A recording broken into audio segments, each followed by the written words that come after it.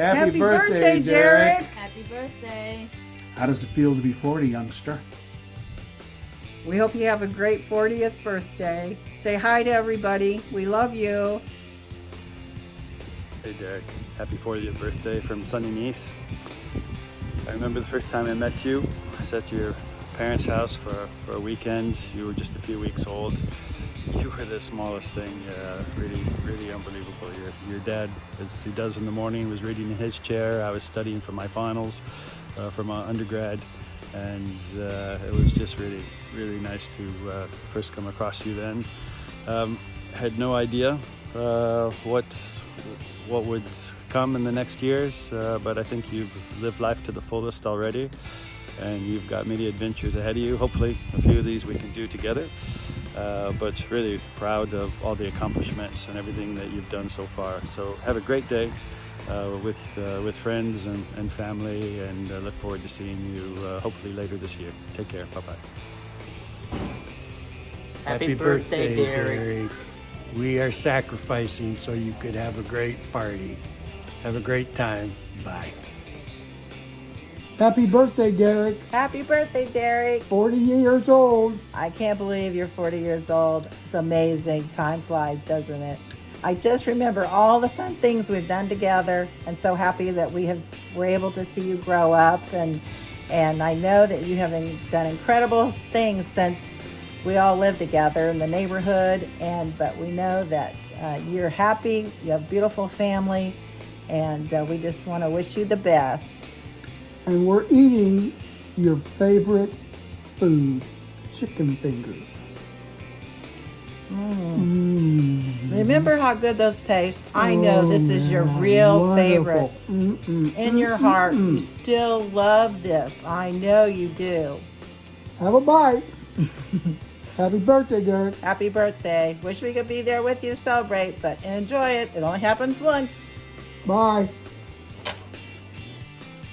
Hi, Derek. I want to wish you a happy 40th birthday, and I'm thrilled that both Brian and Amy are there to celebrate it with you. I happen to be at a retreat, so hopefully I can send this to Amy on time, but she wanted me to share some memories, and I was thinking of a few that really come to mind. One in particular was, there was the tendency, as you well know, of you and Brian coming home after school and junior high and just coming in the front room, dropping all your bags and stretching out on the floor. And you attempted to do a somersault. And as your legs are over your head, you're yelling out, "I'm stuck, I'm stuck, I'm stuck." And I'm leaning over from the banister from the kitchen, just laughing, and so is Brian, but it's one that stands out. And another time, as you know, I saw you as my second son.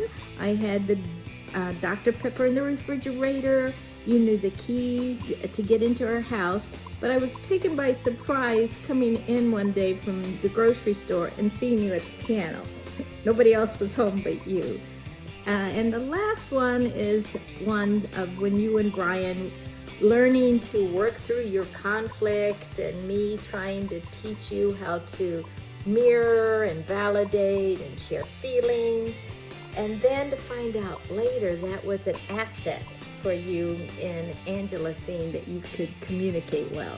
So those are such positive memories, and I send my love and I hope you have a good time. Goodbye. Hi Derek, I just wanted to wish you a happy birthday and a fabulous year ahead of you. I can't wait to hear all of the wonderful things that you're going to see and accomplish over this next year, and I wish you well. Love you. Bye. Derek, happy birthday. I still think quite a bit of our adventures that we had in Iceland and Peru, thinking of the funny memories as well as the issues that popped up on some of the trips, but I always think about your sense of adventure, how you were able to get me out and experience part of the world too, and I will never forget that, and I always appreciate that. Happy birthday. Happy birthday to you. We love you. Hey, I wanted to hop on here and wish you a happy birthday. We have really enjoyed being your friend throughout just so many years, so many seasons of life, both Ashley and I. And some of our most fun and favorite memories have been visits, either you and Angela coming down here to Indy, or obviously to the best city in the entire world, in New York. We just appreciate the fact that even though we're apart and busy and don't see each other as much, that we can still remain friends and pick up right where we left off. Hope you have an amazing birthday. Hey, Derek. Wow, you don't look a day over 39. I'm just kidding. Actually, last time I saw you, it sort of looked like you were starting to age backwards. So if you've learned how to Benjamin Button, please send tips.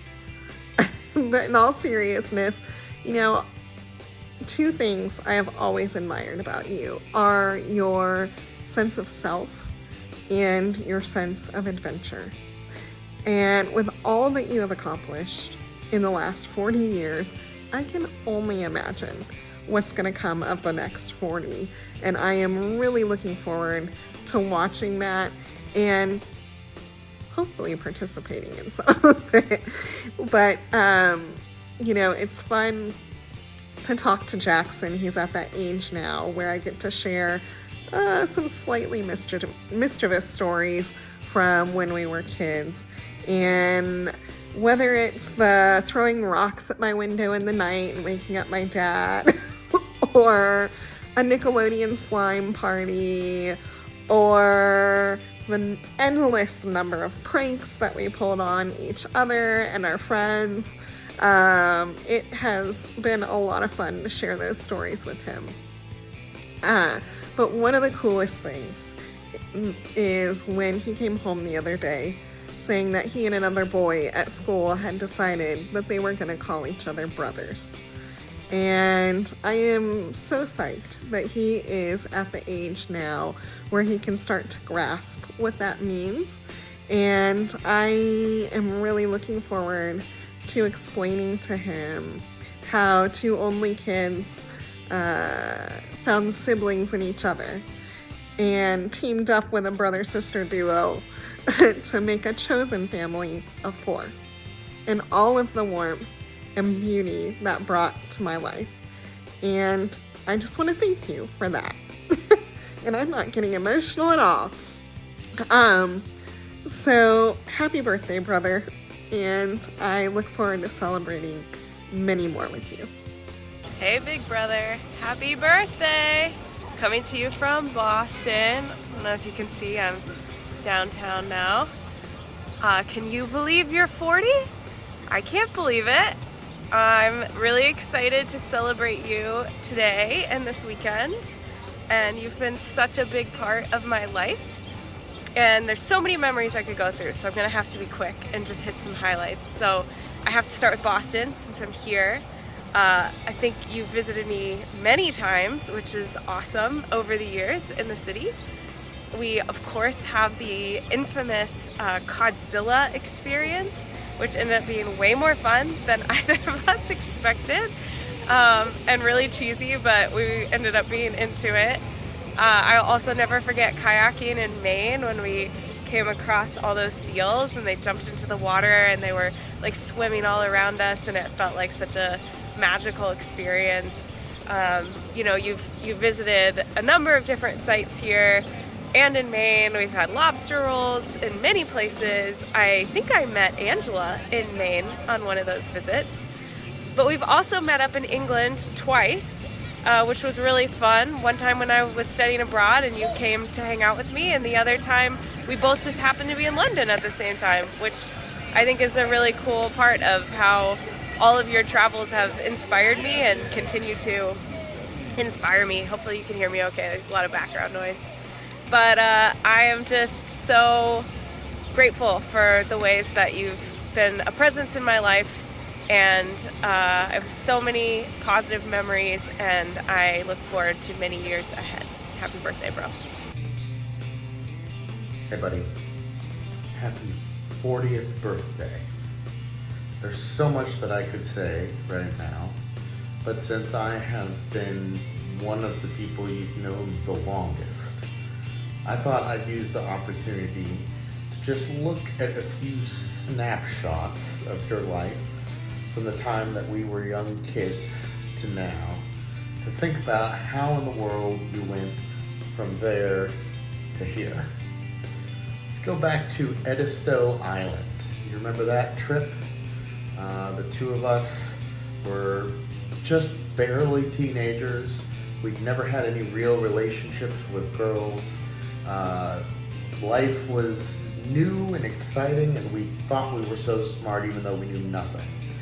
I remember you dreaming about the girl of your dreams, talking about doing some work in real estate or something like that, and going over which of the places you'd want to live, whether it was Oregon or somewhere on the East Coast, maybe New York City.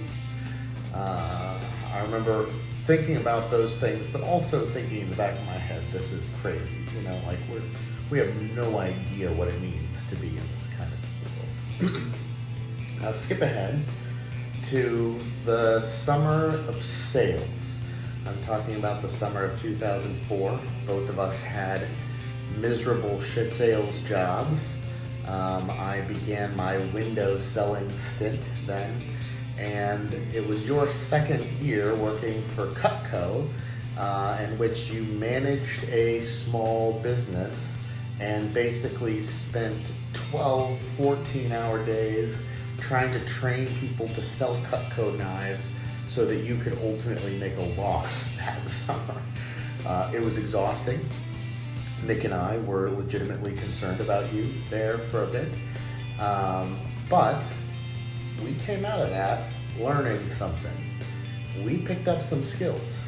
And you might remember that afterwards we talked about how we could harness some of those sales skills and use them to build up College Libertarians, which was a group that had no significant presence on our conservative Christian college until the two of us worked together to develop it into the largest college libertarian campus in Indiana.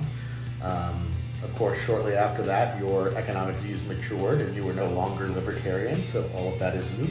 But it is another sign of just that determination, and I really enjoyed watching you speak week after week to people. I enjoyed strategizing with you, seeing it all come together. Now, jump ahead again to shortly after you graduated from college. You were in Carmel. You've gotten a job at Pedcore. For most people, that would be the peak of kind of what you would hope to achieve with an economic degree from Indiana Wesleyan University. It was good work, but you just weren't quite satisfied with it. You were itching, you weren't feeling very comfortable at that stage in life, so you made the radical decision to quit your job and travel around the world. You had an amazing set of experiences. It opened your eyes up to a whole new set of adventures. And then you were able not only to get the job back, but to start writing these economic reports and getting even deeper insight into the way that economics worked and applying for graduate school and working your way all the way up until you made it to New York City. Now jump ahead and you have a job at Wells Fargo. You are one of the most successful people I know. You have a beautiful view right across from Manhattan, and you are married to the woman of your dreams with 2 beautiful children. It is amazing, and yet you're the very same person that I was on that Edisto Island with, just dreaming about an inconceivable life for us back then. I've always known that you were somebody important, significant, who would go above and beyond others. You never ceased to impress me, and yet the one thing that surpasses your success is your loyalty and love for the people in your life. I'm glad to have been one of those for the past 30 or so years, brother. Happy birthday. I love you.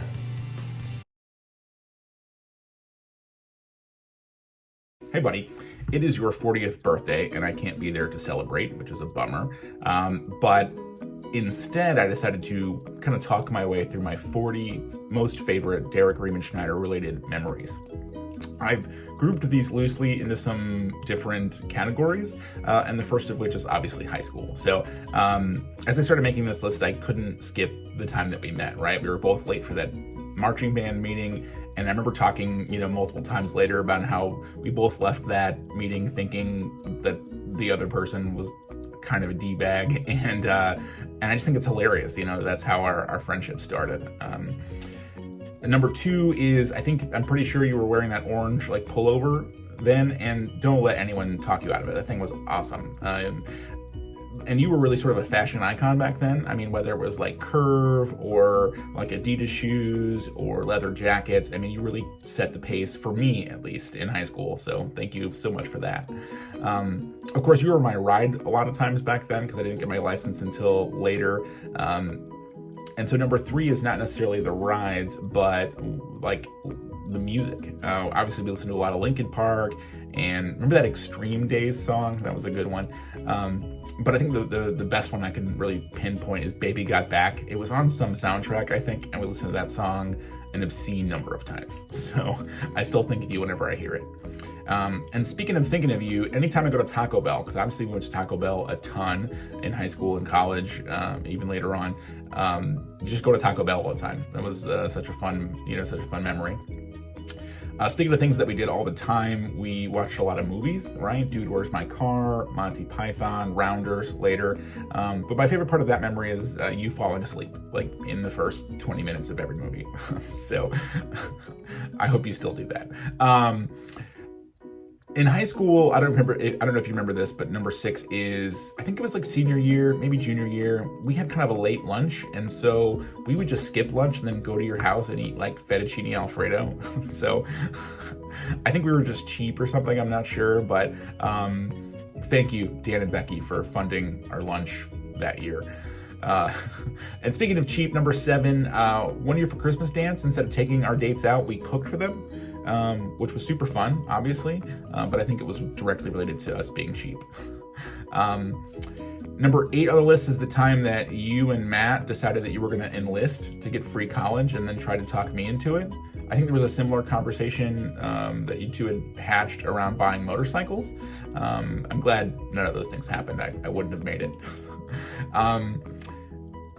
Number 9 on the list is the time that you skipped school to go buy the new Trust Company album. I'm pretty sure you got in major trouble, but the irony was just too good to forget. So thanks for that memory.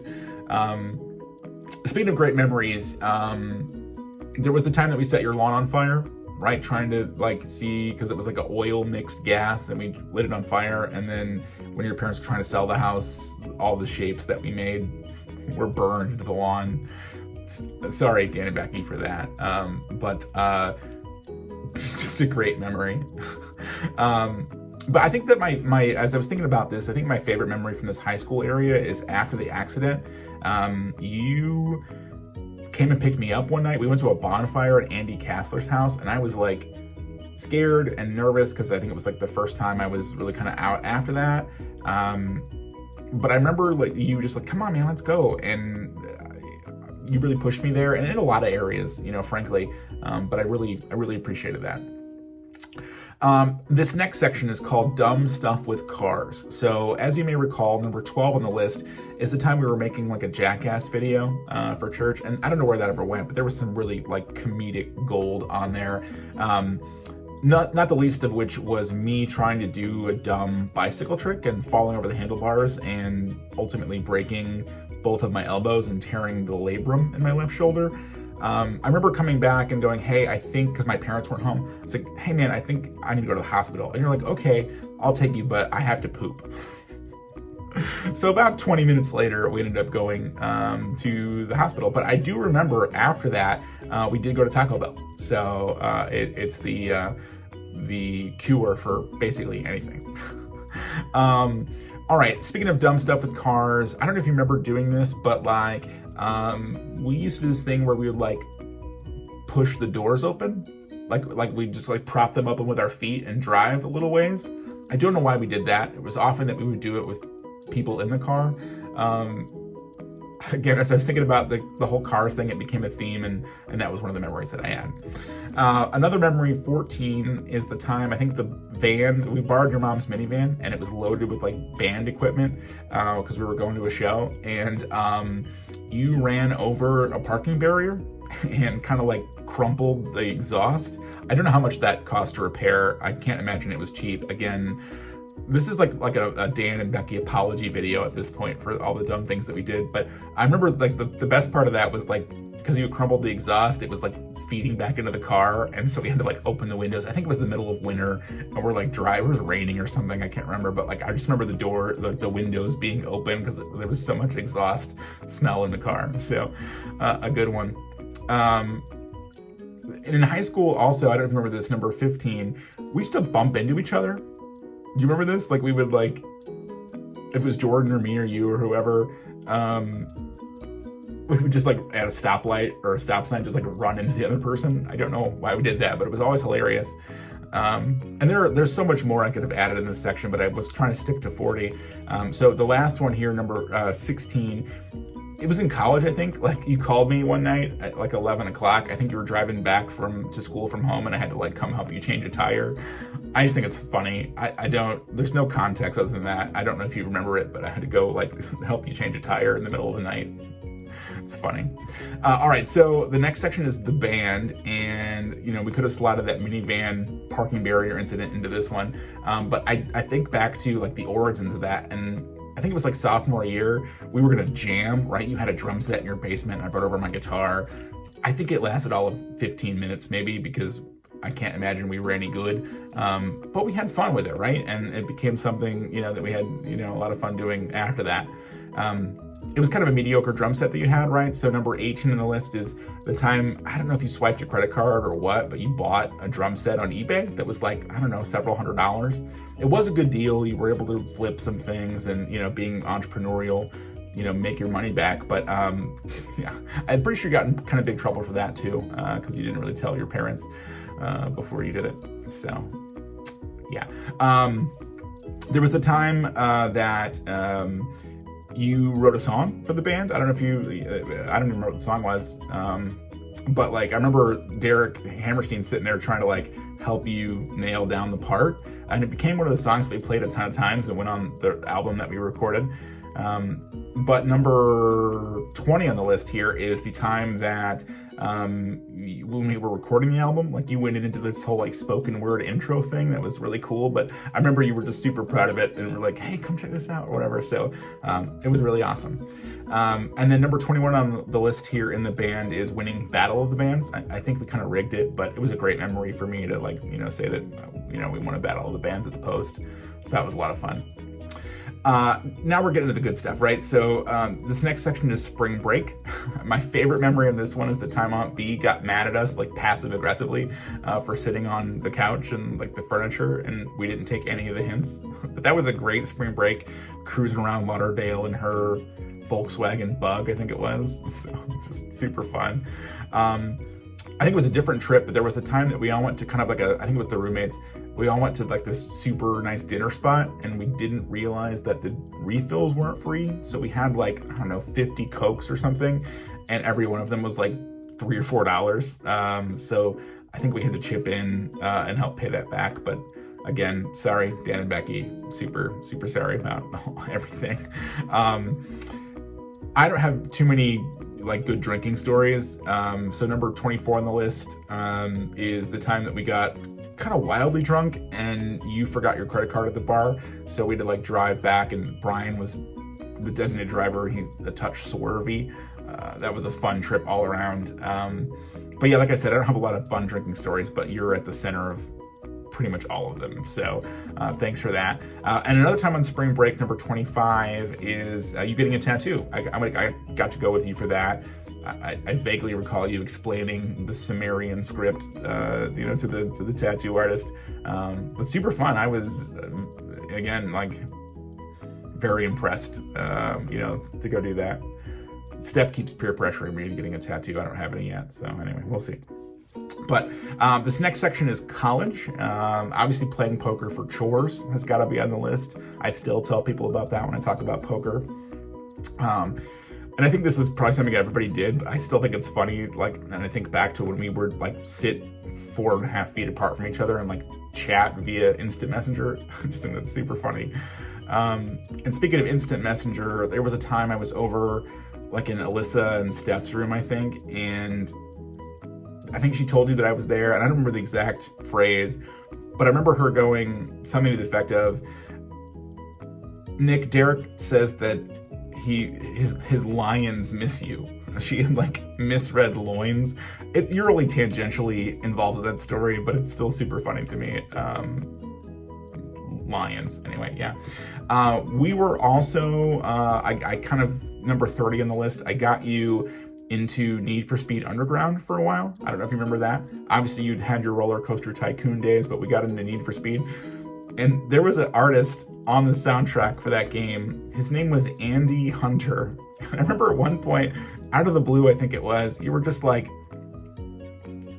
Andy Hunter is such a dumb band name, Hunter of Andes. I don't know if you remember this, but it still sticks with me anytime I think of a racing game. So thanks for that memory. It was super good. But we were equally reckless in college. There was a time, number 30 on the list here, 30 I think it is, where we had a bunch of pumpkins and we smashed them with golf clubs. I don't know why. It was fun. So, yeah. I also remember the time that in college you opened your own Cutco shop, actually here in Lafayette, and it made you very sad. And we talked a lot that summer, and one time you were in a super dark place and just very drunk, and I felt very bad for you. So I don't know. It's not a great memory, but it's one, that we had together, and I'm glad you survived. And my last one in college is telling you I'd kissed Steph in the library. I was super nervous about that because it's kind of how everything had gone down there. But I, I still kind of can feel the anxiety of that conversation, but, it all worked out, right? So, and this last section here is adult life. So obviously, your best man speech at my wedding, us boxing and the whole thing, just so phenomenal. Yeah, speaking of phenomenal, number 34 on the list, Super Bowl 43 at your house. I came up and I was the only Steelers fan there. You guys were pulling hard for the Cardinals, and we pulled it out. The Steelers did at the end. That's a fun football memory that I think of. Shortly thereafter, of course, you went on your world trip, number 35, and you and I arranged, I think it was mostly your idea, but to pick you up early and then take you home so that your mom wouldn't realize you were coming. She was like, "You're so bad," but yeah, super fun, and talking to you during that experience and everything. It was really good memories there. Speaking of really good memories, number 36 on the list, you and Brian came up after Colin was born, and there were several Colin things I could talk about, but I think, just being a great friend and coming up and meeting my new son, that was, a super great thing, and I, obviously pictures will pop back into your timeline and things like that, so, yeah, that's a great memory. Your wedding, also a great memory, since I mentioned my wedding, just the whole thing, just incredible, best wedding I've ever been to. But my favorite adult life memory is going camping with you and Brian and that raccoon sneaking up behind us. That's the best adult memory I have, I think, with you, is that raccoon. So funny. All right, the final two. We're down to the last two here. There were a lot of times, number 39, when people would get mad at you about things that I said or did. And I just, that probably, happened more times than I can count, but I just think that is the best. It's incredible. All right, and number 40, the pièce de résistance, is you flashing us like a billion times with that sound that you made. Anytime you walk into a room, it was penis first. And I don't know who's watching this. No means no, Derek. That's all I can say about that. But, hilarious every time. It just is. So there's that. We're counting down the 15 minutes here, so thanks for sticking with me through this. But I love you a lot. Happy birthday, and yeah, here's to 41. 1, 2, 3. Happy birthday to you. Happy birthday to you. Happy birthday to you. To Not ABCD. Yeah. Look, we're getting. Oh. Well, we're trying to get your birthday party, surprise birthday party set up at your parents' house. Yeah, it's not going too well because the balloons are really hard to make it happen. But we're trying here. Look, we have balloons ready. Happy birthday, babe. Happy birthday, babe. We can't wait for you to see the surprise, and we love you very much. Marcus is home napping with you, which makes it possible for us two to be here. I love you so much, and can't wait to see your surprise. Happy birthday, Daddy! Happy birthday, Daddy!